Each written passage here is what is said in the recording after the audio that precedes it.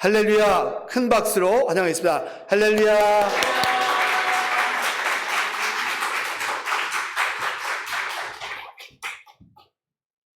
어저께 말씀 기억들 나세요? 어떤 은혜로 관계가 회복이 되죠? 첫째는 차별 없는 은혜로 하나님과 관계가 세워지고, 두 번째로 담을 허무는 은혜로 이웃과 관계가 회복이 되고, 세 번째 모두를 함께 세워져가는 은혜로 모든 관계가 회복된다. 안 잊어버리셨군요. 잊어버려야 되는데, 그래야 또 다음에 비슷한 얘기해도 은혜를 받으실 텐데. 오늘 오후에는 저희 친구 목사님 부부를 만났습니다. 두 커플인데요.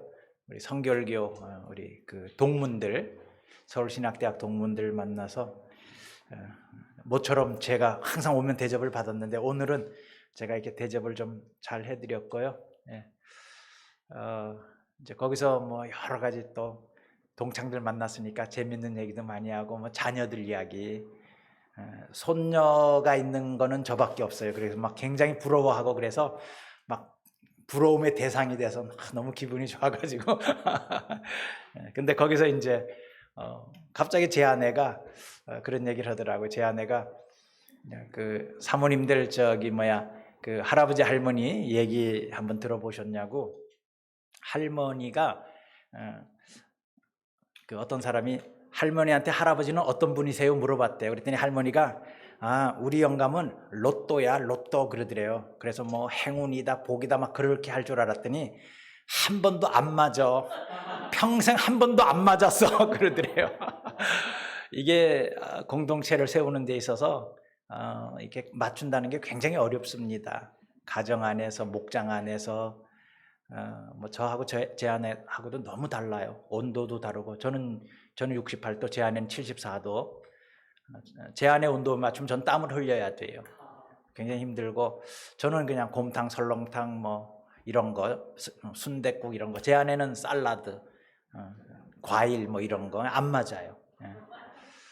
애들 키우는 방식도 안 맞고, 저는 자유방임형. 저는 애들 야단을 못 쳐요. 미안해가지고. 아빠로서 늘 미안한 마음이 있어가지고.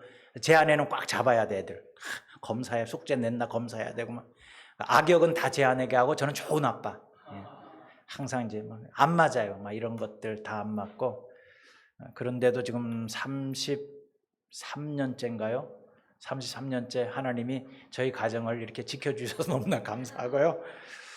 이렇게 서로 맞춰. 근데 여러분, 예수님이 정말 맞지 않는 이 땅에 오셔서 우리를 위해서 다 희생했잖아요. 절반씩만 양보하시면 돼요. 우리 남편을 위해서 내가 50% 양보하고, 남편도 나를 위해서 50% 양보해서 그렇게 살면 돼요. 맞는 사람이 어디 있어요? 세상에 다 다르죠. 그러니까 여러분들 공동체 세워나가는 데 있어서 항상 내가 절반은 죽어야 된다. 절반은 남으로 살기, 절반은 예수로 살기 실천하시면은 어떤 사람하고도 공동체를 만들어갈 수 있을 거라고 생각이 되고요. 이번에는 제가 붕이하면서 찬양을 틀어놓고 설교를 해요. 제가 보혈 찬양을 요즘에 새벽 3시간 기도할 때 듣는데, 들으면서 설교하니까 좋더라고요. 제가 요즘에 빨강색을 좋아해요. 우리 딸이 이걸 선물로 사줬는데, 아빠 컬러는 뭐로 할래? 그래서 아빠가 옛날에는 빨강색 싫어했다. 너무 튀잖아요. 너무 열정적이고 튀고 그리고 이제 아무래도 뭐 피해 혁명, 사회주의 상징이고 막 이러니까 빨강색 싫어했는데, 나이가 들수록 빨강색이 좋은 거예요. 그리스도의 보혈, 제 수첩도 빨강색, 다 빨강색. 항상 예수님의 보혈. 보혈 찬양도 요즘 보혈 찬양밖에 안 드려요. 새벽 기도할 때 보혈 찬양 틀어놓고 3시간 동안 기도하고 막 너무 좋아요. 근데 요번에 이렇게 말씀 준비하면서 그냥 갑자기 찬송가를 틀어놓고 들으면서 내가 설교를 하고 싶은 거, 여러분들은 못 듣죠. 조그맣게 틀어놨으니까. 너무 좋아요. 이게 제가 처음에 예수님 만날 때 부르던 찬송들이거든요. 기타도 못 치는 제가 학교 끝나면 맨 앞에 와가지고 기타 코드 잡고 그냥 뭐 3시간, 5시간 막 시간 가는 줄 모르고 찬송 부르고, 그때가 너무 그리워요. 그때는 우리 기가 막힌 밴드 없어도 그냥 찬송하면 은혜가 됐고, 우리 교회 표가 굉장히 촌스러웠어요.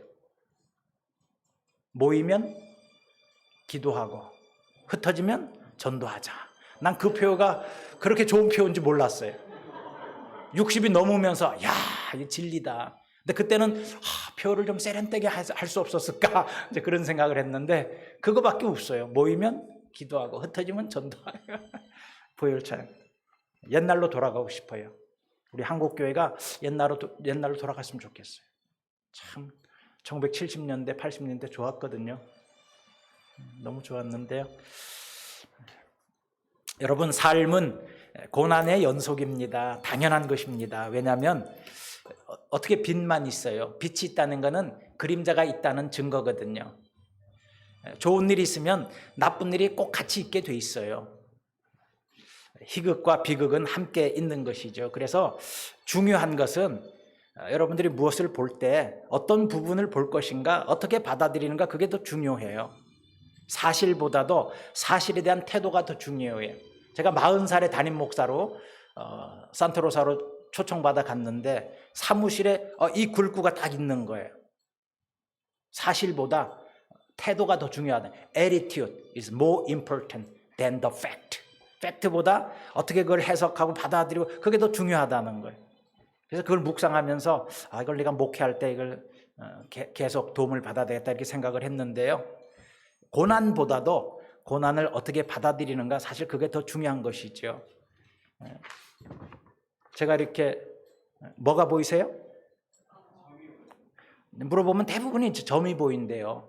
점은 여기서 한 1%, 2%도 안 돼요. 하얀색이 보인다는 사람이 거의 없어요. 부정적인 게 그렇게 영향력이 커요. 교회에서 부정적인 얘기하는 사람 2사람만 있으면요, 교회가 무너져요. 근데 대부분의 사람들은 아니거든요. 부정적인 영향력이 그렇게 큰 거예요. 그래서 교회에서 부정적인 얘기 하지 말아라, 부정적인 생각하지 말아라, 가십하지 말아라, 자꾸 그러는 거예요. 근데 이제 목사님은 벌써 그 언어 훈련을 하시더라고요.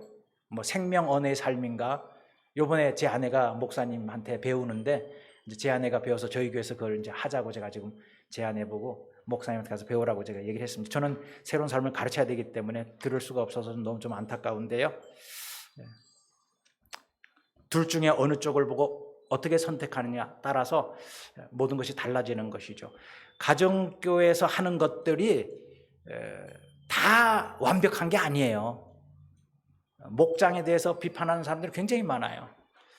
또 뭐 VIP 중심으로 섬기는 거에 대해서도 굉장히 비판하는 사람들도 많고, 세겹줄 기도에 뭐 삶공부 뭐 뭐든지 막 나쁜 쪽을 보는 사람들은 굉장히 이런 말 저런 말을 굉장히 많이 해요. 제일 처음에 목장을 하려고 그랬더니 교인들이 교제권이 엷어진다는 거예요. 왜 이렇게 많은 성도들 중에 목장 식구만 교제하도록 이렇게 엮었냐는 거예요. 다양하게 다 알고 싶은데.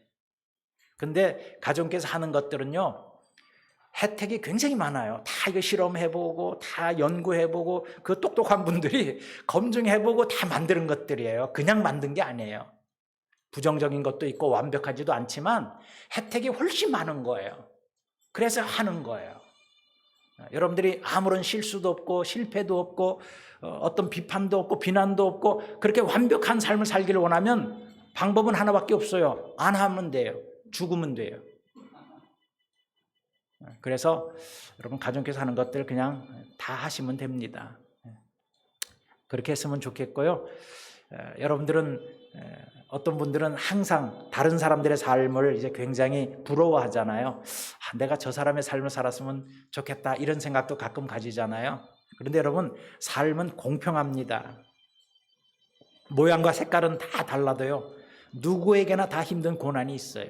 어저께도 말씀드렸지만은 헌금을 백지수표를 하시는 분, 선경문 80만 불을 하시는 분이 가장 불행하게 살아요. 그래서 중요한 것은 다 힘든 고난이 있지만은 그 고난을 어떻게 받아들이는가, 이걸 좋게 받아들일 것인가 나쁘게 받아들일 것인가, 그게 더 중요하다고 하는 것이죠. 어떤 형제는 아버지가 알코올 중독자예요. 그러니까 굉장히 아버지가 영향을 나쁘게 끼친 거죠, 아들들한테. 그러니까 첫째 아들은 아버지가 알코올 중독자라고 하는 그 열등감 때문에 나쁜 영향을 받았잖아요. 나쁜 걸 받잖아요. 그러니까 공부도 안 하고 삶을 마음대로 살고 망나니가 돼버렸어요. 근데 둘째 아들은 아버지가 그렇게 알코올 중독자로 나쁜 영향을 끼쳤지만은 열심히 공부해가지고 메디컬 닥터가 됐어요. 첫째 아들한테 물어봤어요. 당신은 어떻게 해서 그렇게 망나니가 됐습니까? 그랬더니 아버지 때문이에요. 둘째 아들한테 똑같은 질문을 했어요. 당신은 어떻게 메디컬 닥터가 됐습니까? 그랬더니 아버지 때문이에요. 어떻게 보고 어떻게 받아들이는가, 그것이 삶을 완전히 바뀌게 한 것이죠. 태도에 따라서 삶이 달라진 것입니다. 인생이 달라진 것입니다. 이처럼 욥기가 가르쳐주는 것이 무엇인가? 시련과 고난도 유익하게 받아들여야 된다고 하는 것입니다. 그래서 오늘은 욥기의 이런 목적에 대해서 여러분들하고 좀 살펴보기를 원합니다. 첫째는 하나님은 온 우주와 인간의 주인이시라고 하는 거예요. 하나님은 온 우주와 인간의 주인이시다. 그러니까 고난의 문제도 하나님이 알아서 잘 처리할 것이니까 여러분들이 하나님만 믿고 모든 일들을 긍정적이고 좋게 받아들이라는 거예요. 왜냐하면 하나님께, 주인 되시는 하나님께서는 두 가지를 완벽하게 인도하시기 때문에 그래요. 하나는 뭐냐면 하나님은 자연계 영역을 완벽하게 통치하신다는 거고요.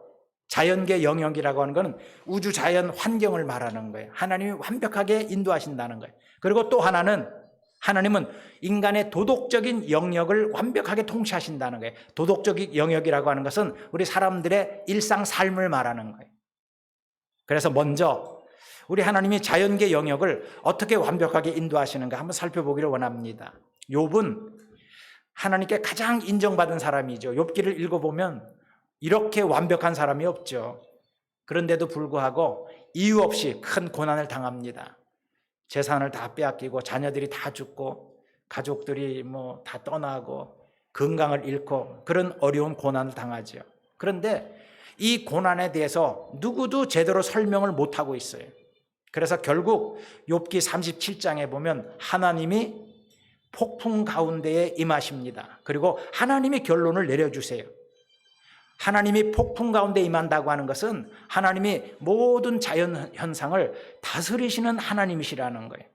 그런 하나님이 내린 결론이 무엇이냐면 인간은 하나님의 권능과 지혜와 그 섭리를 절대로 깨달을 수 없다는 거예요. 오늘 본문 1절 2절 주님께서 말씀하시죠. 욥한테 전능한 하나님과 다투는 욥아, 네가 나를 꾸짖을 셈이냐? 네가 나를 비난하니 어디 나에게 대답해 보아라. 그랬더니 욥이 3절 5절에서 대답을 합니다. 저는 비천합니다. 다만 손으로 입을 막을 뿐입니다. 이렇게 말을 하죠. 왜 입을 막아요? 창조 세계에 나타난 하나님의 그 권능과 지혜, 우주에 나타난 하나님의 권능과 지혜에 욥이 압도를 당한 거예요. 그러니까 할 말이 없는 거예요. 입을 막는 것이죠. 여러분, 하나님은 온 우주와 모든 자연을 아주 신비롭고 완벽하게 창조하시고 다스려 나가시는 분이시라는 거예요. 지구가 태양하고 아주 조금만 가까워도 우린 다 죽어요. 지구가 태양하고 조금만 멀어도 우리는 다 얼어서 죽어요. 여러분, 지구가 24.5도로 기울여서 태양열을 받잖아요. 그것 때문에 사계절이 생기는 거예요. 그리고 달과 지구와의 그 오묘한 거리 때문에 바닷물이 들어갔다 나갔다 하는 그런 일이 생기는 것이죠. 우리 하나님께서 인간이 사는 이 환경, 자연세계, 창조세계를 완벽하게 운행하시는 하나님이시라는 거예요. 그러면 그것이 우리의 삶하고 무슨 관계가 있냐 이거. So what? 무슨 말이냐면 마찬가지로 하나님이 인간의 삶도 우리가 불행을 겪고 비극이 있고 고난이 있다 할지라도 우리 인간들의 삶을 완벽하게 인도하시는 하나님이시라는 거예요. 욥기는 그것을 우리가 믿으라고 우리들에게 가르쳐주고 있는 것입니다.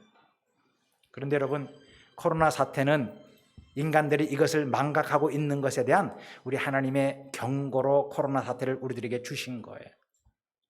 코로나 때문에 모든 게 슬로우 다운 됐죠. 그게 하나님의 메시지예요. 코로나 때문에 예배가 중지됐죠. 그게 하나님의 메시지예요. 예배 본질을 회복하라는 거예요. 너네들이 드리는 예배가 내가 역겹다는 거예요. 그래서 예배를 못 드리게 하신 거예요, 하나님께서. 교회 본질을 다시 세우라는 거예요. 공동체 본질을 다시 세우라고 하는 그런 경고의 메시지가 코로나 가운데 있는 것이죠. 왜? 인간들이 하나님의 영역에 너무 빨리 지금 도전을 하고 있어요. 엄청나게 도전을 하고 있어요. 저희 아들은 인포메이션 테크놀로지를 공부를 했거든요. 그러니까 이제 오면 이놈이 이제 아빠 AI가 뭔지 알아? 자기가 그런 일을 한대요. 자기 팀이 센텐스를 가지고 누가 쓴 글인지 인식하는 거를 만들어서 페이턴트를 땄대요. 페이턴트가 뭐죠?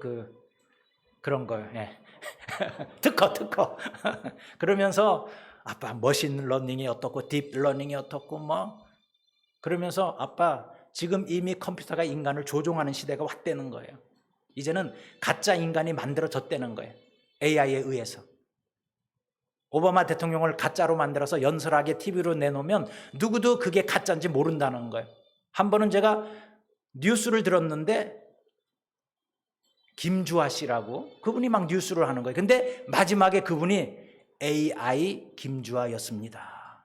가짜였던 거예요. 진짜 사람이 아니라.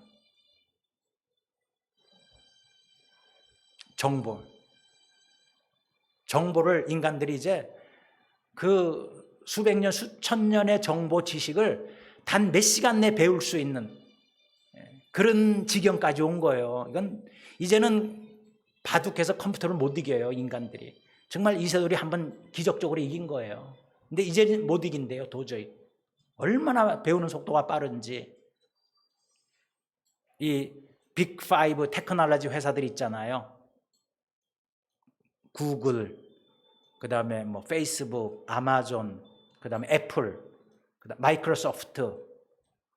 이 공룡 기업들이요, 모든 인간들의 정보를 우리도 모르는 사이에 다 좀 컨트롤하고 그런 것들을 독점하고 해가지고 정보를 더해가지고 정말 그 사람들이 마음먹으면 세계를 지배할 수 있을 정도로 막 어마어마한 시대, 우리도 모르는 순간에 우리가 조종당하고 있는 거예요. 제가 아이폰으로 검색 뭐 하나 하잖아요. 당장 거기에 관계된 광고가 유튜브에도 뜨고 메일로도 오고요. 제가 뒤에서 다 감시당하고 있는 거예요. 여기서 뭐 하나 검색하면. 무서운 시대가 된 거죠. 근데 그런 일을 하면서 인간들이 우주에 도전했잖아요. 우주 여행 갔다 왔잖아요. 그게 어마어마한 돈이에요. 한 사람이 우주 잠깐, 그냥 이 넓은 우주, 무한한 우주에 잠깐 그 대기층을 약간 벗어나서 갔다 온 건데 어마어마한 돈을 들여서 지금 우주 산업 엄청나게 투자하고 있거든요. 저는 우주 산업이 하나님의 뜻일까 굉장히 회의가 많아요. 인간이 지구 환경에 살 수 없으면은 그렇게라도 개척해야 되겠지만 하나님이 살라고 주신 지구 환경을 지켜야지. 그냥 우주는 아름답게 우리가 바라봐야지. 그리고 그렇게 해서 우주를 정복해 본들 그게 우주가 정복이 되겠어요? 안 되죠.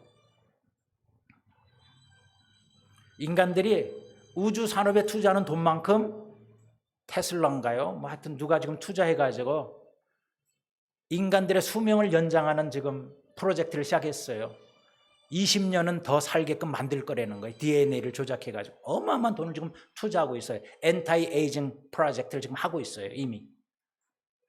저는 그게 하나님의 뜻이라고 생각하지 않아요. 하나님이 살라고 준 수명만큼 120살이거든요. 성경에 보면 그냥 한 100살, 120살 살다가 그냥 죽어야 돼요. 인간들은 더 살게 되면 큰일 나요. 그리고 인간들이 이렇게 정보를 그냥 몇 시간 내에 흡수하고 배우고 거기에 또 다른 정보를 만들어내고 하는 이것을 중지해야 돼요. 하나님이 우리 사람들이 그렇게 많이 알기를 원치 않으세요. 모든 게 하나님의 영역에 지금 인간들이 도전을 하고 있는 거예요. 우주 영역, 지식 영역, 생명 영역. 저는 이게 하나님의 뜻이 아니라고 생각하거든요. 완전히 하나님에 대한 창조 질서를 지금 무너뜨리는 시점까지 우리 인간들이 온 것이죠. 그래서 이렇게 인간들이 빨리 발전, 옛날에 1000년 발전하던 게 이제 얼마 있으면 1시간 만에 다 이루어버려요. 이런 속도라면. 그러면 무슨 말이에요? 종말이 가까운 거예요. 코로나는 야 니네들 좀 천천히 살 수 없냐, 그런 하나님의 메시지라고 저는 생각을 해요. 좀 천천히 좀 뛰지 말고 걸으면서 나도 좀 바라보고 나를 좀 경배하고 나를 좀 예배하고, 그리고 내가 살라는 대로 좀 살 수 없니? 그런 메시지라고 저는 코로나를 받아들였어요. 하나님께서 가장 작은 바이러스를 사용하셔서 인간의 그 교만을 깨뜨린 거예요. 그게 코로나 바이러스의 정체예요. 여러분 성경을 읽어보면 전염병은 항상 하나님의 경고였고 하나님의 심판이었어요. 사무엘상 24장 다윗의 인구조사가 나오잖아요. 거기에 보면. 근데 다윗이 인구조사한 게 하나님께 죄가 되었어요. 그 아래 요압 장군이 왕이시여 이거 하면 안 됩니다 그랬지만 왕이 그냥 명령을 하니까 할 수 없이 했잖아요. 그래서 하나님께 죄를 지은 거예요. 왜냐하면 이전에 하나님이 인구조사를 하라 그런 거는 하나님이 시켜서 한 것이고 하나님의 백성의 숫자를 센 거예요. 근데 다윗이 인구조사를 한 것은 다윗이 하나님이 시켜서 한 거 아니라 자기의 욕심으로 한 거예요. 그리고 다윗의 군사력을 점검한 거예요. 자기를 의지하려고 그랬던 거예요. 그러니까 북이스라엘에 80만 명, 남유다에 50만 명인데 역대상인가 거기는 47만으로 나와 있죠. 다윗이 이렇게 하나님이 하지 말라는 걸 해가지고 죄를 지니까 하나님이 벌 3개 중에 하나를 초이스하라 그랬죠. 그 세 개가 뭐죠? 7년 동안의 흉년을 주랴, 아니면 석 달 동안 원수한테 도망가게 하랴, 아니면 3일 동안 전염병을 내가 일으키게 하랴. 이 3가지 벌 중에 하나를 선택하라 그러죠. 다윗은 무엇을 선택하죠? 전염병을 선택합니다. 사무엘하 24장 역대상 21장에 보면 전염병이 어떻게 퍼져요? 한순간에 7만 명이 죽어요. 코로나 바이러스처럼. 근데 어떻게 퍼져요? 천사의 칼로 휘두르니 전염병이 생겼다고 나와 있어요. 성경에 나오는 하나님의 사자, 천사, 애굽의 장자를 죽였던 하나님의 사자, 다 그게 전염병하고 굉장히 관련성이 많아요. 여러분 영적인 거는 없는 게 아니에요. 있는 거예요. 우리가 안 보여서 그렇지. 코로나 바이러스가 영적인 게하고도 연결이 돼 있어요. 안 보여서 그렇지. 다 있는 거예요. 영적인 것들은.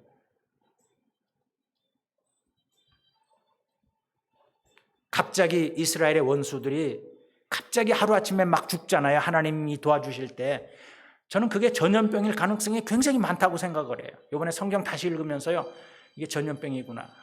어떻게 그냥 몇만 명 되는 원수들이 그냥 하루아침에 쓰러져 죽어요. 설명할 방법이 없잖아요. 그냥 하나님이 죽어라 그러니까 숨이 탁 먹 죽었어요? 그거 아닌 것 같아요. 전염병일 가능성이 굉장히 많아요. 그런데 여러분, 다윗의 전염병이 이제 하나님께서 그치도록 만들어주죠. 어디에서 그치죠? 아리우나의 타작마당, 어디에서는 오르난의 타작마당. 이게 똑같은 이름이에요. 아리우나, 오르난. 히브리어는 자음이 똑같으면 이게 똑같은 뜻이에요. 살렘, 샬롬, 솔로몬, 이게 다 평화라는 뜻이에요. 그래서 아리우나, 오르난이라고 하는 사람의 타작마당에서 전염병이 그치는데 다윗이 그곳에서 제사를 드립니다. 하나님께 자기 죄를 깨닫고 번제를 드리죠. 그리고 땅을 다시 돌봐달라고 기도합니다. 그때 하나님이 응답으로 뭘 주시죠? 불을 주셔요. 불은 다 응답의 표시거든요. 그러니까 성경에 뭐라고 기록이 됐냐면 전염병이 그쳤다고 돼 있지 않고 천사가 칼을 거두었다고 그렇게 기록되어 있어요. 그랬더니 전염병이 그친 거예요. 그 장소가 아브라함이 이삭을 바쳤던 모리아산이에요. 그리고 오늘 아침에 역대상을 읽어보니까 솔로몬이 모리아산에서 성전 건축을 시작을 하더라고요. 여러분, 우리에게 주는 교훈이 뭐예요? 인류가 살 길은, 우리가 이 코로나에서 다시 한번 살아날 수 있는 길은 우리가 빨리 하나님을 우주와 인간의 주인으로 인정을 하고 하나님께 돌아와서 진정한 참 예배를 드리라는 거예요. 그럴 때 하나님이 코로나를 걷어가 주시는 거예요. 뭐 백신을 개발하고 이거 아니에요. 우리가 백신도 개발해야 되겠지만은 그게 궁극적인 건 아니에요. 모든 인간들이 다시 한번 하나님께로 돌아와서 성경에 이런 것이 있는 걸 발견하고 우리 우주의 주인으로 하나님을 인정하고 내 인생의 주인으로, 인간들의 주인으로 하나님을 인정하고 하나님이 기뻐하는 예배를 드리고 할 때 코로나 문제가 종식이 되는 것입니다. 그럴 때 그리스도의 피로 용서가 되어지고 정결케 되어지고 전염병도 서서히 힘을 잃고 사라지게 되는 것이지요. 그리고 또 하나, 온 우주와 인간의 주인이신 하나님은 이렇게 자연계 영역을 다스리실 뿐만 아니라 인간의 도덕적인 영역을 완벽하게 통치하세요. 그거는 사람들의 일상 삶을 완벽하게 인도하신다는 거예요. 그러므로 나의 고난도 하나님이 알아서 완벽하게 인도해 주실 거라는 거예요. 하나님께서 욥에게 계속해서 질문합니다. 6절 9절 말씀 뭐라고 질문하죠? 내 판결을 비난하려느냐? 너는 옳고 나는 잘못했다는 것이냐? 네 팔이 하나님의 팔만큼 힘이 있느냐? 네가 하나님처럼 천둥소리 같은 우렁찬 소리를 낼 수 있느냐? 이 말의 뜻이 무엇이죠? 욥이 자연세계를 통제할 수 없듯이 욥은 자신의 삶도 바르게 살아갈 능력이 없다는 거예요. 우리 인간들에게는 어떤 도덕적인 판단 능력이 하나도 없다는 거예요. 샌디에고의 공항 라비에 이제 미국 여자분 한 분이 비행기를 기다리면서 쿠키를 이렇게 먹고 있는데 한 남자가 자기 옆에 딱 앉더니 자기 쿠키를 뺏어서 먹더라는 거예요. 얼마나 기분이 나빠요. 그런데 마지막으로 쿠키가 하나 남았는데 그거는 딱 잘라가지고 절반 먹으라고 주더라는 거예요. 그러니까 막 기분이 나빠가지고 삐쳐가지고 뻘떡 일어나가지고 비행기를 탔어요, 여자분이. 그리고 핸드백을 딱 열어보니까 자기 쿠키가 그 안에 있는 거예요. 그 쿠키는 남자 쿠키였던 거예요. 여러분, 우리에게는 어떤 도덕적인 판단 능력이 전혀 없다고 하는 거예요. 항상 내가 옳죠, 네가 잘못했죠. 아니에요. 그래서 오늘 하나님의 욥에게 해주시는 마지막 질문이 뭐냐? 10절 14절 네가 이 세상을 의롭게 잘 통치해봐라. 그러면 네가 옳다는 것을 내가 인정해 주겠다고 말씀하세요. 무슨 말이에요? 네가 나한테 고난에 대해서 그렇게 불만이 많고 질문이 많고 의심이 많고 그렇다면 네가 한번 살아봐, 네가 한번 해봐, 그렇게 말씀하시는 거예요. 다시 말하면 너는 절대로 모른다는 거예요. 못한다는 거예요. 인간들이 그렇게 연약하다는 거예요. 여러분, 우리 인간들이 얼마나 부족해요. 이 인간들의 이 몸을, 과학적으로 인간들의 몸을 분석하면 이게 돈이 얼마 나가질 않아요. 가치가 얼마 되지를 않아요. 일단 우리 몸의 70%가 물이에요. 근데 그게 무슨 가치가 나가겠어요? 우리 몸속에 있는 지방은 비누 한두 개밖에 만들지를 못한대요. 그리고 우리 몸속에 남아있는 에너지는 커피 한 잔 정도 끓일 수밖에 없다는 거예요. 그리고 뼛속에 있는 철분은 못 하나나 두 개밖에 만들지 못한다고 그래요. 그래서 다 합쳐봐야 별로 가치가 되지를 않는다는 거예요. 그런데 우리 인간들이 이렇게 소중하고 사랑받고 아주 중요한 그런 존재가 된 것은 우리 안에 예수 그리스도가 계시기 때문에 우리가 그런 존귀한 존재가 된 것이라는 것이죠. 그래서 우리가 정말 바르게 잘 살아가려면요, 항상 나는 틀렸습니다, 하나님이 옳습니다, 이런 고백을 하면서 우리는 살아가야 된다는 것이죠. 내 삶에 어떤 시련이나 고난이나 문제가 있더라도 우리 하나님이 하시는 일은 항상 공평하십니다, 선하십니다, 옳으십니다라고 고백하면서 살아가야 된다고 하는 거예요. 자, 그러면은 욥기가 고난에 관해서 우리들에게 주는 교훈은 무엇인가? 오늘 한 세 가지만 여러분들하고 좀 나누길 원합니다. 첫째는 하나님을 잘 믿는 사람들에게도 고난은 피할 수가 없다는 거예요. 하나님을 잘 섬기는 사람도 고난을 당할 수가 있다는 것이죠. 왜? 사탄이 시기하고 질투하기 때문에. 잘 되는 교회는 반드시 고난을 겪게 돼 있어요. 그게 잘 된다고 하는 증거예요. 아무 고난이 없으면 교회가 지금 잘못된 길로 가는 거예요. 욥은 동방에서 가장 위대한 사람이었어요. 훌륭한 신앙인이었어요. 그러나 어김없이 욥에게도 고난이 찾아왔죠. 고난은 우연히 오는 것이 절대 아닙니다.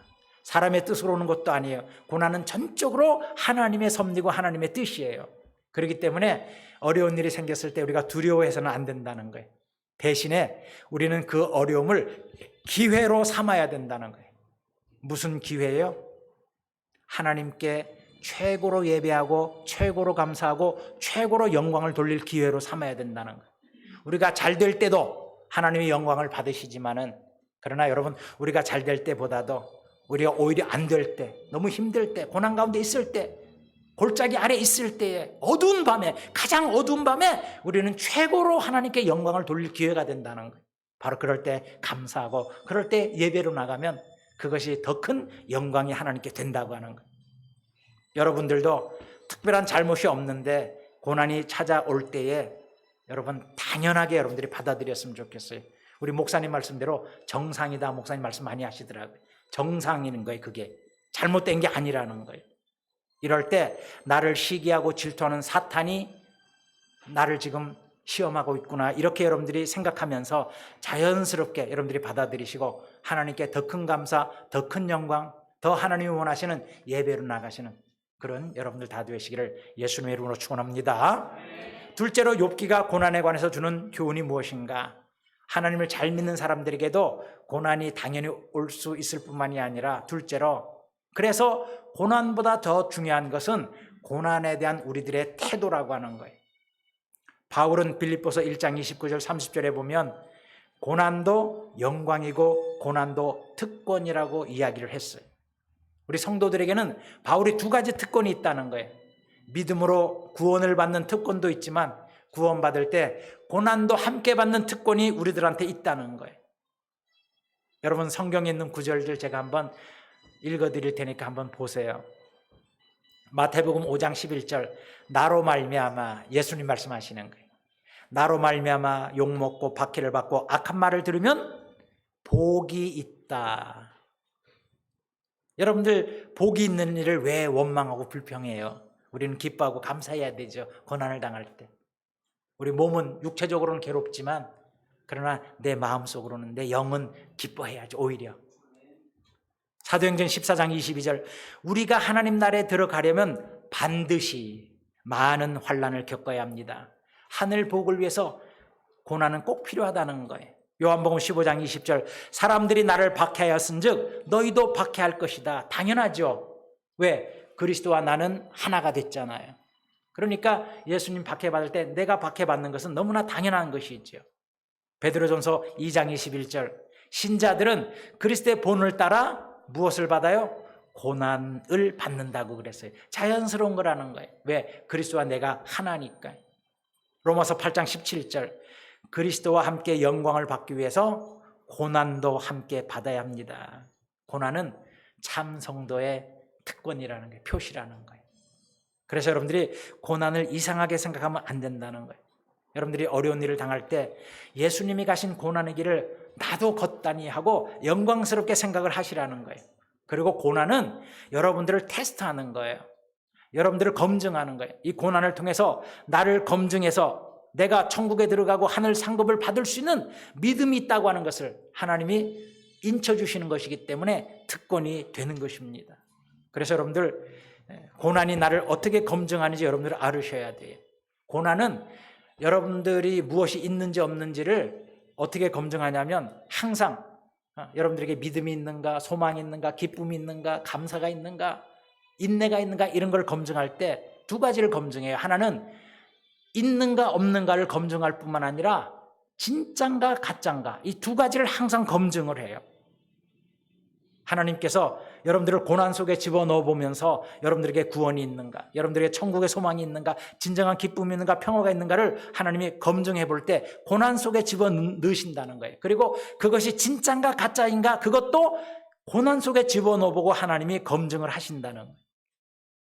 평화고등학교라는 여자 고등학교가 있는데 여학생이 3학년 여학생이 단백질이 빠져나가는 아주 희귀병에 걸렸어요. 그래서 오른손이 썩어서 이거를 잘라내야 되는 거예요. 그런데 그 병상에서 이 여학생이 예수님을 다시 영접을 하기로 했습니다. 그리고 마음속에 평화가 생겼어요. 그러면 이 여학생의 평화가 진짜 있는가 없는가, 그리고 그 평화가 진짠가 가짠가 어떻게 검증해요? 수술 전에 이 여학생이 이렇게 고백을 했어요. 나는 예수님의 부활을 믿었기 때문에 팔을 자르러 들어갈 때도 마음이 담담했다고, 아무렇지도 않았다고 고백을 했어요. 그리고 수술한 다음에는요, 사진을 찍었어요. 그래서 오른쪽 팔이 없는 채로 왼쪽 손으로 턱을 괴고 미소를 지으면서 평화로운 모습을 사진으로 찍어서 SNS에 다 올린 거예요. 이 학생의 평화는 진짜 평화인 것이죠. 이 여학생의 평화는 있는지 없는지 고난 속에서 검증이 된 거예요. 이 여학생의 평화가 진짜인지 가짜인지 고난 속에서 검증이 된 것이죠. 그래서 하나님께서 고난을 통해서 여러분들에게 있는지 없는지, 그리고 여러분들이 가지고 있다고 생각한 것이 진짜인지 가짜인지를 고난을 통해서 검증을 하신다는 거예요. 우리가 예수님을 믿음으로 얻은 게 얼마나 많아요. 돈으로 살 수 없는 것들이요. 우리는 구원을 얻었어요. 천국을 얻었어요. 영생을 얻었어요. 사랑을 얻었어요. 평화를 얻었어요. 소망을 얻었어요. 모든 걸 다 얻었죠. 그리스도 안에 다 있죠. 다 얻었어요. 그런데 하나님께서는 이런 것들을 확실히 하고 싶어 하시는 거예요. 왜 안 그러겠어요? 하나님의 사랑하는 아들이고 사랑하는 딸인데, 자기 아들의 생명을 희생하고 얻은 하나님의 자녀들인데, 그 소중한 것들을 하나님이 주셨는데 그것을 하나님이 왜 확실히 하고 싶지 않으시겠어요?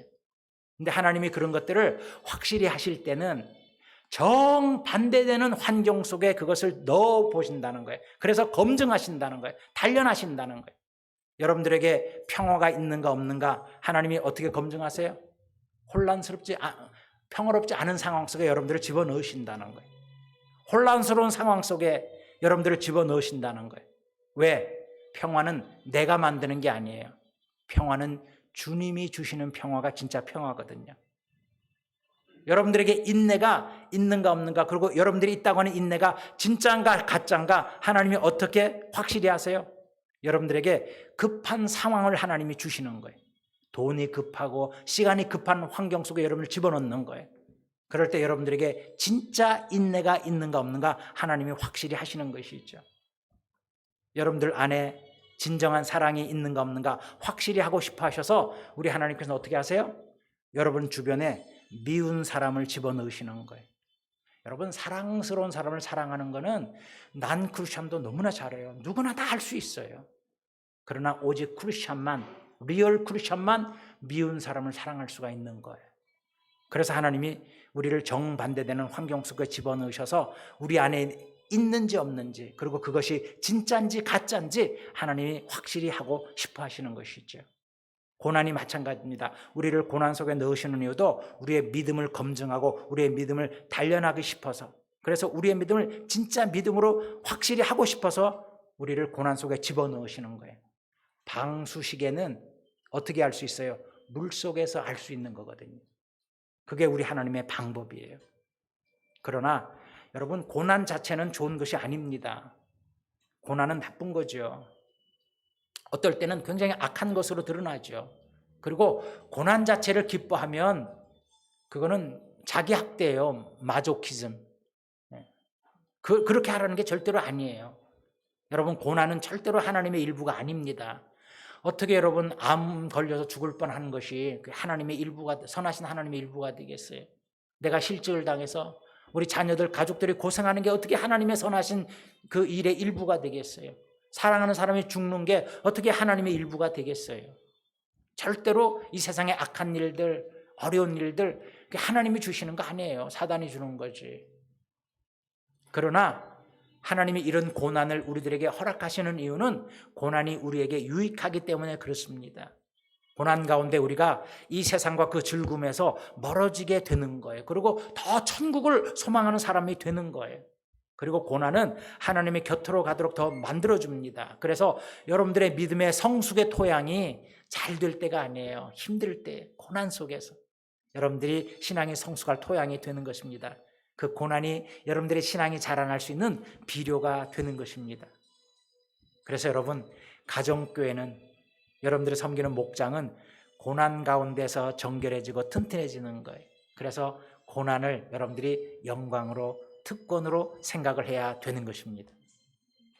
오늘 여러분들에게 꼭 하나 말씀드려서 여러분들 마음속에 좀 심기어지게 만들고 싶은 게 있어요. 그게 뭐냐면은, 시험 당하는 것은 고난 때문에 시험 당하는 거 아니에요. 어려운 환경 때문에 시험 당하는 거 아니에요. 내게 시험 주는 남들 때문에 시험 당하는 거 아니에요. 시험을 당하는 것은 고난 때문이 아니라 내 마음의 문제라고 하는 거. 꼭 여러분들 마음속에 오늘 담아두었으면 좋겠어요. 어떻게 할 수 있어요? 시험은요, 어떤 내가 꼴보기 싫은 사람들이 옆에 있어서 시험 오는 게 아니에요. 혼자 있어도 시험이 와요. 왜? 내 마음속에서 오기 때문에 그런 것입니다. 혼자 있어도 예수님하고 동행하기 어려워요. 혼자 있어도 기도하기 어려울 때가 많아요. 혼자 있어도 말씀 보기 어려울 때가 굉장히 많아요. 그래서 가족들이 시험을 주는 것도 아닌데 내 마음의 시험이 가족 관계를 힘들게 만드는 거예요. 성도들이 시험을 주는 것도 아닌데 내 마음의 시험이 성도들과 관계를 힘들게 만드는 거예요. VIP들이 일부러 우리들에게 시험을 주는 거 아니에요. 그런데도 우리 마음의 시험이 VIP들하고의 관계를 어렵게 만드는 거예요.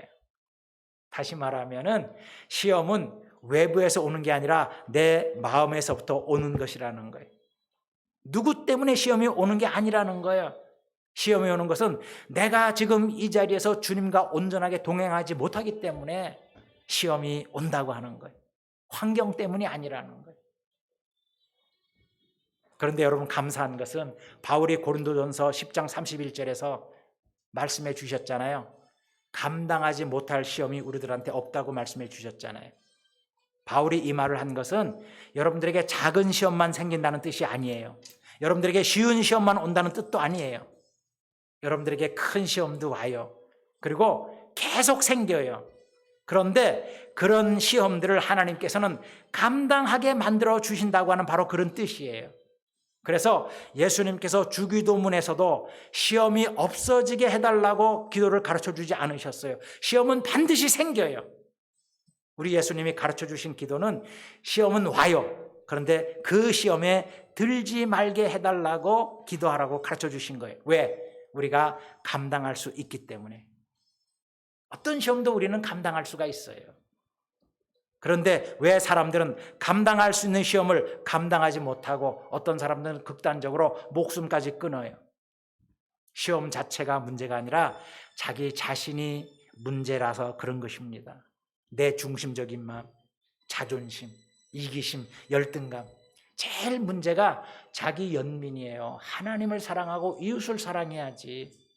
자기에게 빠진 거, 자기 연민. 자기가 제일 불쌍해. 자기가 제일 중요해. 자기밖에 없고. 그래서 시험이 오는 거예요. 그리고 거기에 너무 빠지면 결국은 모든 관계가 다 끊어지고 이 세상에 살 의미를 찾지 못하고 이 세상을 떠나는 극단적인 선택을 하게 되는 것이죠. 여러분, 시험을 이기는 길은 사람과 환경이 달라지는 것 절대로 아니에요. 고난이 사라지는 것이 절대로 아니에요. 여러분들의 마음이 달라지는 거예요. 우리가 예수님 안에 거할 때, 그리고 말씀의 지혜로 인도받을 때, 성령의 능력으로 인도받을 때 우리 마음이 달라지는 거예요. 그게 시험을 이기는 방법이 되는 것이죠. 그러면 내 형편보다도 이웃과 공동체 형편을 더 살피는 사람이 된다는 것이죠. 그렇기 때문에 여러분들이 기도하실 때에 시험거리를 없애달라고 기도하시면 안 돼요. 응답이 없어요. 대신에 여러분들은 시험거리를 이기게 해달라고 기도를 해야 돼요. 하나님은 기도가 사라지게 하는 일을 잘 안 하세요. 해주시기도 하지만은 대신에 우리 하나님께서는 여러분들이 시험을 이길 수 있는 많은 지혜와 능력과 은혜는 베풀어 주시는 하나님이신 거 믿으시기를 축원합니다. 그래서 시험이 사라지게 기도해달라고 하지 마시고 이기게 해달라고 여러분들이 더 기도를 해야 된다고 하는 것이죠. 내가 말씀 안에 살게 해달라고, 말씀의 지혜로 인도함 받게 해달라고, 성령의 능력으로 인도함 받게 해달라고 이렇게 여러분들이 기도해야 된다는 것이죠. 저는 이민 목회를 했기 때문에 많은 일을 겪었어요. 코트도 많이 가고, 저는 크리미널 콜트까지 갔어요. 우리 성도님의 아들이 권총 강도 사건에 연루가 돼가지고 학교도 가고요. 학교에서 또 어떤 학생을 정학을 시킨대요. 그래서 또 거기 가서 또 디펜스를 해주고 여러 그냥 이민자들이 겪는 억울한 일들을 대변해 주려고 여기저기를 많이 다녔는데, 그럴 때마다 영어도 모르고 법도 잘 모르지, 영어도 제대로 못하지 그러니까 두려움이 있잖아요. 항상 예수님께 맡깁니다. 예수님 안에 거하게 해주세요. 말씀의 지혜로 제가 그분들에게 말하도록 해주세요. 성령의 은혜로 인도해 주세요. 그러면 그 상황이 두렵지만 항상 그 상황 속에 들어가면 하나님이 다 예비해 놓은 걸 너무나 많이 경험을 했어요. 다 일들이 잘 풀렸어요. 그런 은혜가 여러분들에도 있게 되기를 예수님으로 축원합니다. 마지막 세 번째로 고난 가운데 한 걸음을 더 내딛는 것이 희망이라고 하는, 오늘 이게 여러분들에게 마지막으로 드리고 싶은 말씀이에요. 우리의 삶은 고난의 연속이잖아요. 그렇기 때문에 고난을 이상하게 생각하면 안 됩니다. 왜냐하면 고난의 끝에 반드시 승리와 행복이 기다리고 있다고 하는 것을 우리 알아야 되는 것이죠. 그리고 고난을 없애는 비결은 없어요. 그냥 여러분들이 고난을 받아들이는 법을 배우셔야 돼요. 그리고 어떤 고난도 여러분들이 감당할 수 있는 맷집을 길러야 돼요. 내공. 여러분들의 삶의 모든 일들은 항상 저절로 스무스하게 되는 일이 없어요. 여러분들이 무슨 일을 하든 어떤 길을 걷든 항상 저항을 받게 돼 있어요. 그걸 여러분들이 자연스럽게 당연하게 정상으로 여러분들이 받아들이셔야 돼요. 어떤 일이 되기 전에는 반드시 더 어려워져요. 마지막에 저항이 더 크기 때문에 그걸 뚫고 나가셔야 돼요. 그래서 여러분들이 맷집을 길러야 돼요. 두려움도 다 없애야 되고요. 우리 하나님이 나와 함께 하시면 다 할 수 있다. 내가 예수님 안에 거하면 난 모든 장애를 다 넘어갈 수 있다. 어떤 담도 허물 수 있다. 부활의 능력은 내가 포기했던 건, 내가 죽었다고 생각한 모든 것들을 살릴 수 있다. 이런 신앙으로 여러분들이 그런 것들을 이겨나가야 돼요. 어떤 일이 잘 되기 전에는 반드시 더 어려워진다고 하는 거. 비행기가 뜰 때 굉장히 어려워요.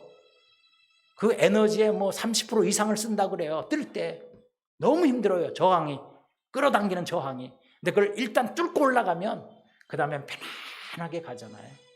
모든 일들이 그래요. 그래서 여러분, 고난을 없애는 법은 없지만 이기는 법은 있다고 하는 거예요. 그래서 여러분, 고난의 순간에 포기하지 않고 한 걸음만 여러분들이 더 나가시라는 거예요. 10걸음도 100걸음도 아니고 너무 힘들어요. 그러나 한 걸음 정도는 여러분들이 더 나가시라는 거예요. 우리 성도의 소망이라고 하는 것이 무엇입니까? 어려움을 계단 삼아서 한 계단씩 더 올라가는 거예요. 어떤 농부가 당나귀가 하나 있었는데 굉장히 이제 나이가 많이 들은 그런 당나귀가 운물에 빠지고 말았어요. 그러니까 운물 속에서 당나귀가 살려달라고 막 소리 지르고 울부짖고 막 그러잖아요. 근데 나이가 들어서 쓸모가 없으니까 농부가 운물을 메꿀 생각으로 거기다 흙을 붓기 시작을 하네요. 그리고 동네 사람들을 다 불러가지고 좀 도와달라고 동네 사람들이 삽으로 흙을 퍼붓기 시작을 했습니다. 그랬더니 당나귀가 흙이 떨어지니까 죽는다고 살려달라고 몸부림을 치잖아요. 그런데 얼마 있다가 소리가 죽고 잠잠한 거예요. 동네 사람들이 이상하다 싶어서 운물을 가서 살펴보니까 당나귀가 여전히 살아있는 거예요. 그래서 무슨 일인가 자세히 관찰을 해보니까 당나귀가 흙이 자기를 덮을 때마다 그것을 털어내고 발로다가 밟고 밟아서 한 계단씩 올라오고 있었던 거예요. 여러분, 희망이라고 하는 것, 성도들의 소망이라는 것이 무엇인가? 여러분들이 세상에서 온갖 더러운 흙세례를 여러분들이 덮을 때에 여러분들이 그것을 털어내고 계단 삼아 한 걸음만 더 올라가는 거예요. 이게 우리 크리스찬들의 소망이 되는 것이죠. 하나님께서 주신 지금 나의 길을 어떤 고난이 있어도 여러분들이 keep going 하는 거예요. 잠깐 쉴 수는 있지만, 약간 돌아갈 수는 있지만, 그러나 여러분들이 계속 가는 거예요.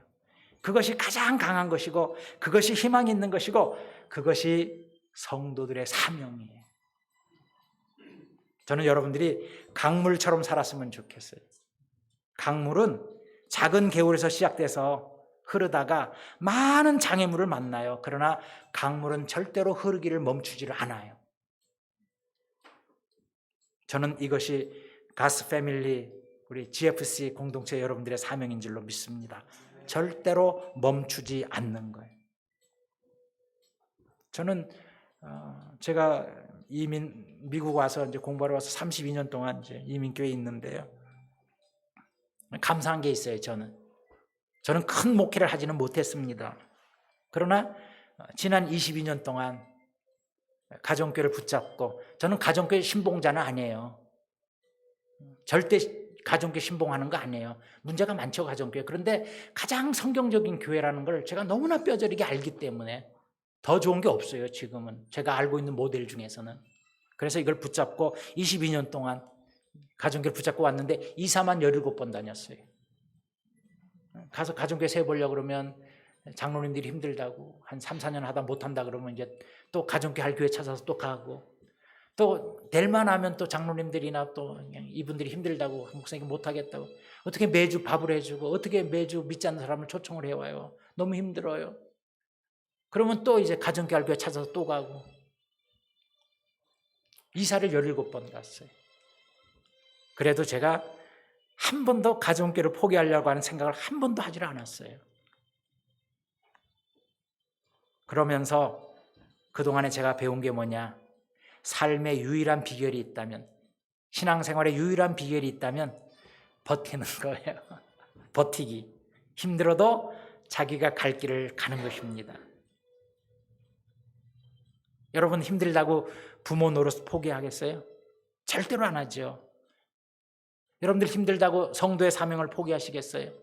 여러분 조금 힘들다고 제자의 사명을 포기하시겠어요?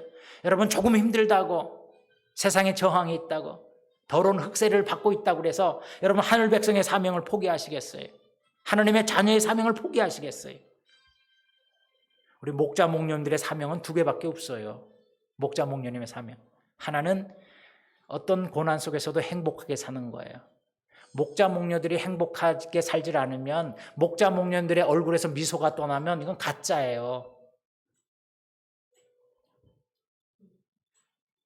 예수 그리스도 안에서 우리가 어떻게 변화가 됐는데, 내 모든 걸 다 가지고 밭에 감추인 보물을 사는 그 비유 있잖아요. 우리가 만난 예수님이 그런 분인데 우리가 행복 안 할 이유가 어디 있어요? 여러분들은 행복하지 않을 이유보다 행복해야 될 이유가 억만 배 더 큰 줄로 믿습니다. 목자 목련들의 사명은 행복해야 돼요. 교회 올 때 좀 웃으세요. 저는 교회 올 때 우리 성도님들을 살피면서요, 항상 제가 실망해요. 다들 그냥 표정이 무거워요. 교회 올 때마다. 또 일주일 적구나. 아유, 또 지고 왔구나. 이해는 하죠. 그러나 항상 만나면 좀 웃으세요. 우리는 웃지 못할 이유보다 웃어야 될 이유가 억만 배 더 많은데, 그냥 하얀 백지 가운데 그 99% 백지를 못 보고 점 하나 보고서는 그렇게 살아간단 말이에요. 목자 목련들의 사명은 어려운 환경 속에서도 행복하게 사는 거예요. 그리고 목장을 끝까지 지키는 거예요. 목장 식구가 다 떠나고 다 배반하고 그냥 아무도 없고 그래도요, 끝까지 지키는 거예요. 저는 미국 와서 32년 동안 교회에 있으면서 발견한 것 중에 하나가, 끝까지 남는 사람이 진짜예요. 제 곁에 끝까지 남은 사람이 진짜예요. 가정교회 살기에 끝까지 남은 사람이 진짜예요. 중간에 이런저런 핑계로 떠난 사람은 가짜예요. 다. 여러분 끝까지 남으시길 축원합니다. 우리 하나님이 원하는 더 아름다운 신앙생활이 있으면 당연히 글로 가야 되죠. 지금은 너무 좋아요. 지금 이것이 최선이에요. 너무 좋아요. 성경적이고 하나님이 원하는 아름다운 공동체의 모습으로서 믿지 않는 사람들, 그리스도의 사랑을 어떻게 우리가 실천하겠어요? 밥 먹이는 게 제일 좋아요. 그게 가장 큰 사랑의 행위예요. 따뜻하게. 예수님이 베드로 다시 만났을 때 해준 게 밥 먹여준 거예요. 조반을 만들어서 먹여준 거예요. 이것만큼 큰 사랑의 행위가 없거든요. 이런 코로나 시대가 어두울수록 성도들의 사랑은 더 빛나야 돼요. 그게 크리스찬들의 교회의 사명이에요. 막 저희는 코로나 때 필사적으로 했어요.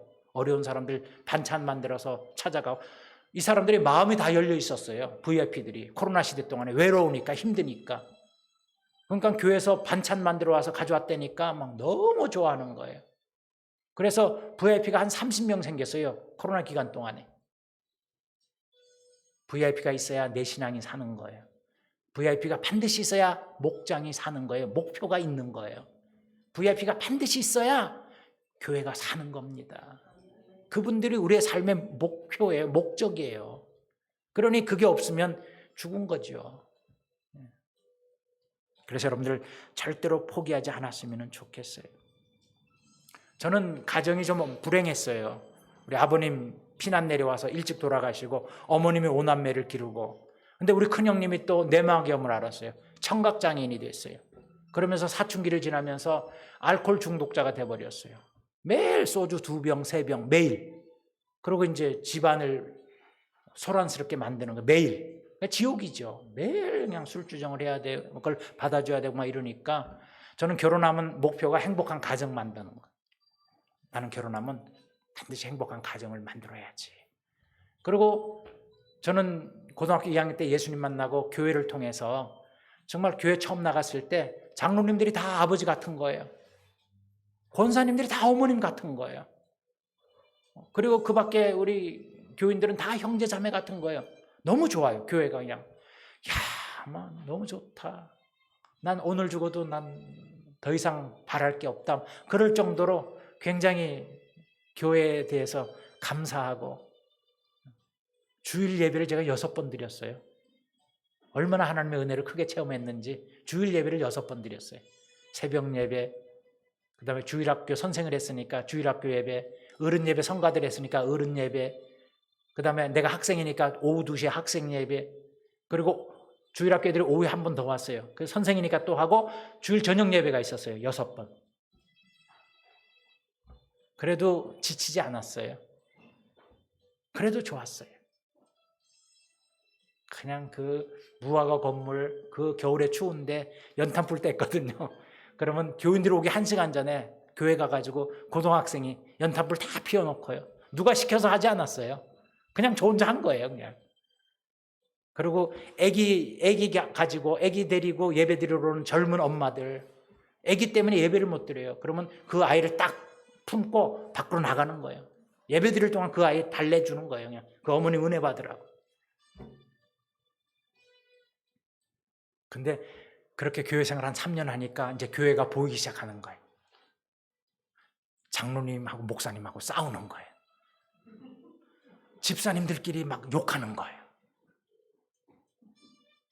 성경에서 내가 읽은 거하고 성도들이 맞지를 않는 거예요. 이중적인 생활하는 거예요. 그래서 잠깐 시험 들었어요. 그래서 교인들은 다 가짜인가 보다. 교회는 가짜인가 보다. 성경은 이건 그냥 이상적인 글을 쓴 것이고 이런 교회는 없나 보다. 그리고 잠깐 방황을 했어요. 그러다가 이제 길에서 길 가다가 우리 담임 목사님 만났어요. 세례 주신 담임 목사님이 한마디도 안 하고 곽 선생 돌아와. 그러고 그냥 가셨어요. 이게 하나님의 음성으로 들렸어요. 그냥 교회 돌아와서 펑펑 울었죠. 이제 술 담배 이제 다 끊고 이제 그리고 이제 신학교를 가게 됐는데요. 나중에 그러니까 저는 목회자가 되면 행복한 교회 만드는 게 제 소망이에요. 행복한 가정, 행복한 교회 만드는 거. 그게 이제 제 소원이 돼가지고 막 열심히 이제 미주에 와서 가정교회를 발견하고 해왔는데 우리 아이들한테 잘 못해준 게 늘 마음에 걸리는 거예요. 목회의 우선순위는 우리는 섬김이 우리의 모토니까 목회 우선순위는 당연히 교회고 성도들의 필요고 성도들의 자녀들이에요. 우리 아들, 딸이 아니라 성도들의 자녀가 우선이에요. 그래야 되잖아요, 당연히. 그러니까 두려움이 생겼어요. 나중에 애들이 다 크고 나면 애들이 나랑 좀 멀어지면 어떡하나 걱정이 되는 거예요. 애들이 나를 싫어하면 어떡하나. 아빠는 우리들 케어 안 했어. 성도들 애들만 케어했어. 아빠는 교회 일만 우선적으로 했어. 막 이럴까 봐 약간의 두려움이 저한테 있었어요. 그렇다고 해서 사명을 포기할 수는 없잖아요. 그런데 우리 하나님께서는요, 정반대로 인도해 주셨어요. 제가 남의 자식들을 소중히 생각하고 내 자식보다도 우선적으로 생각을 했더니 하나님께서는 똑같은 방식으로 저한테 갚아주셨어요. 제가 아니라 다른 성도들을 통해서, 다른 이웃들을 통해서 우리 아이들한테 되갚아 주셨어요.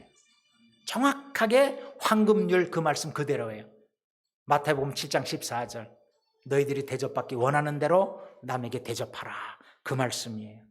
이것을 우리는 되갚음의 은혜라 그래요.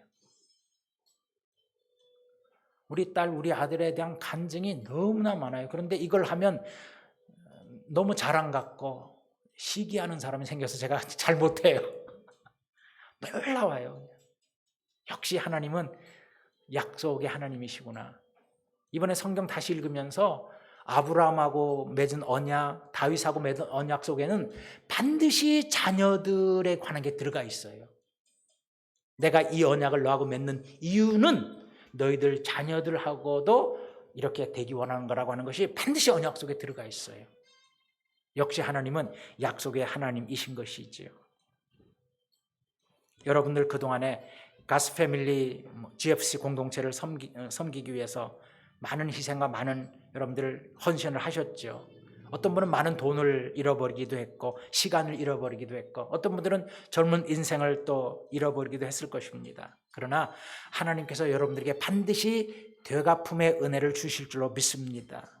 그렇기 때문에 여러분들 어떤 어려움이 또 생긴다고 할지라도 여러분 포기하지 마시고 한 걸음만 더 앞으로 나가시는 여러분 되어서 여러분들의 걸음 끝에서 하나님의 은혜를 크게 경험하시는 여러분 다 되시기를 예수님의 이름으로 축원합니다. 기도하시겠습니다. 하나님 아버지, 오늘 욥기를 통하여서 우리 하나님이 주시는 교훈을 살펴보았습니다. 자연 영역을 완벽하게 통치하신 하나님, 인간의 삶, 인간들의 도덕적인 영역을 완벽하게 통치하신 하나님, 그렇기 때문에 우리의 삶 속에 어떤 어려움, 어떤 시련, 어떤 고난이 있다 할지라도 다 하나님의 뜻이고 하나님의 인도하심이 있을 줄로 압니다. 신앙생활을 바르게 하는 사람도 반드시 고난이 생깁니다. 그렇기 때문에 저들 그 고난에 대해서 어떻게 대할지 우리의 태도를 바르게 하도록 도와주시옵시고, 그러나 어떤 고난이 온다 할지라도 저희들 하나님 바라보면서 믿음으로 한 걸음 한 걸음만 더 내딛는 저들 될 수 있도록 인도하여 주시옵소서. 예수님의 귀하신 이름으로 기도드리옵나이다. 아멘.